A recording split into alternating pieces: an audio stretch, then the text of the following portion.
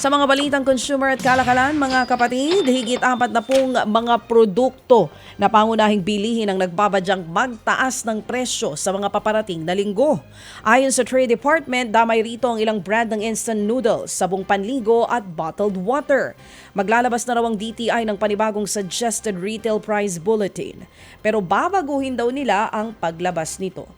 Kung dati daw, ilalabas ito bago makita sa mga pamilihan na nagbago na ang presyo, ngayon ilalabas na raw nila ito oras na makapag-adjust na ng presyo sa mga pamilihan. Umaasa naman si Agriculture Secretary Francisco Chu Laurel na madadagdagan ang pondo ng Department of Agriculture para sa solar-powered irrigation.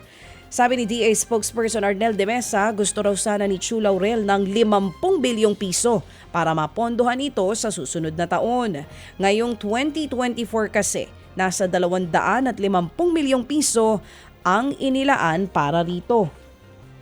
Ayon kay Chu Laurel, isang paraan ng solar-powered irrigation para bawasan ang pinsalang dala ng El Nino o ng tagtuyot. Wala naman daw maibibigay na tax deduction ng Bureau of Internal Revenue o BIR sa mga negosyong magbibigay ng discount para sa mga senior citizen at PWD.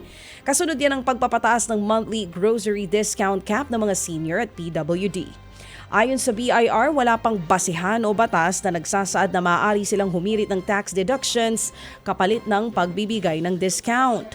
Nauna nang nagbabala ang Philippine Amalgamated Supermarkets Association na mapipilitan ng ilang retailer na magtaas ng presyo. Pagdating daw kasi sa discount ng senior citizens, negosyo raw mismo ang sumasagot nito at wala silang nakukuhang subsidiya mula sa gobyerno. Ted Filon at DJ Chacha. Ngayon, nasa Radyo 5, 92.3 News FM. Monday to Friday, 6 to 10 a.m.